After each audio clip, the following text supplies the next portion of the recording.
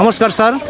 Thank you তো বন্ধুগণ, উনার মানে ভীষণ একটা বিরাট বড় পরিচয় উনার রয়েছে বন্ধুগণ।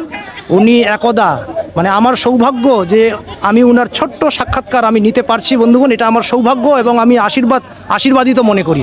কারণ উনি ন্যাশনাল প্লেয়ার ছিলেন, একদা মোহনবাগান টিমের উনি সদস্য ছিলেন, উনি খেলোয়াড় ছিলেন। তো উনার কাছ থেকেই সমস্ত ডিটেলস আমি শুনে নিব বন্ধুগণ, সঙ্গে থাকবেন এবং এভাবেই আপনাদের ভালোবাসা দিবেন। তো স্যার, আপনাকে পেয়ে সত্যি আমি আপ্লুত। তো আপনি কিভাবে খেলাটাকে আজকে এনজয় করলেন স্যার, একটু বলুন।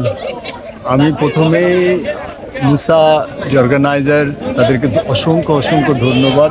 এবং আজকের আমি খেলা দেখে খেলা তো খুবই ভালো লেগেছে। আমি সবার আগে আজকের খেলায় ম্যান অফ দ্য ম্যাচ বলে আমাদের খেলাতে দিতে হয়, সেটা আমি দর্শকদের দেবো। আমি অবাক হয়ে গেলাম যে 5 থেকে 7,000 লোক এরকম একটা মাঠে, কোনো রকম প্রোটেকশন সেভাবে নেই, কিন্তু তারা শান্তভাবে খেলা দেখলো। আমি অভিভূত এবং আমি আরও অভিভূত। আমি কলকাতায় থাকি এই মুহূর্তে, আমি দেশের হয়ে খেলেছি, মোহনবাগান খেলেছি, কিন্তু এরকম উন্মাদনা মানে ভাবা যায় না। আমার মনে হয় কোথায় মনে হলো যে এখানকার যারা অ্যাসোসিয়েশন, এখানে যারা মানে গভর্নমেন্ট সেক্টরে যারা আছে, সবাই এদেরকে নজর দেওয়া উচিত যে এখান থেকে কী করে খেলাটাকে আরও ভালো মানের করা যায় এবং ওখান থেকে ট্যালেন্ট বার করা যায়, তাহলেই মনে হয় আরও ভালো হবে। আচ্ছা স্যার, আপনি যে সময় খেলতেন মানে এখন তো হয়তো সব আপনার মনে পড়বে না, মানে বিশেষ যে ঘটনা, মানে আপনার এক্সপিরিয়েন্স এতদিন যে আপনি খেললেন, কোনো বিশেষ ঘটনা আপনি ভিউয়ার্সদের কি বলতে চান? আপনার যেটা মানে মনে স্মৃতিতে দাগ কেটে রেখেছে, বিশেষ ঘটনা। দেখুন, ঘটনা তো অনেক।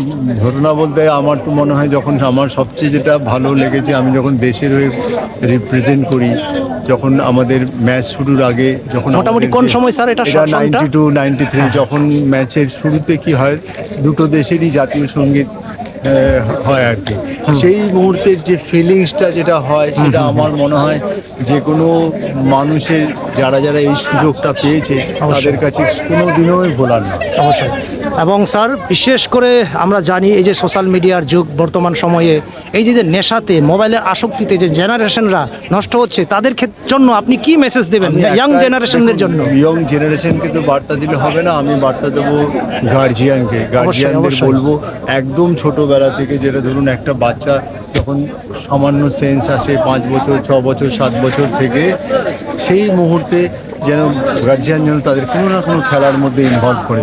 খেলোয়াড় হওয়ার জন্যই শুধু ইনভলভমেন্ট না, তাদেরকে কোনো না কোনো খেলায় দিক, তাহলে তারা কী হবে, ওই মাঠে যাবে, মাঠে গিয়ে তাদের শরীরটা সুন্দরভাবে তৈরি হবে এবং তারা কখনোই এই নেশা, এই সোশ্যাল মিডিয়ার দিকে যাবে না। সেজন্য আমার একটাই স্লোগান গার্জিয়ানদের উদ্দেশ্যে যে আপনারা ছেলেদের হাতে যে কোনো একটা খেলায় তাদেরকে এনগেজ করুন, ছেলেদেরকে খেলায় এনগেজ করুন। আচ্ছা, এট প্রেজেন্ট লাস্টলি স্যার আপনি কোথায় আছেন? আমি এই মুহূর্তে steel authority of India service করি, অর্থাৎ সেল। আমাদের সেলের 2টো ফুটবল একাডেমি আছে, বানপুরে আছে, বোকারো স্টিল প্ল্যান্টে আছে, তার সঙ্গে আমি ওতপ্রোতভাবে জড়িত।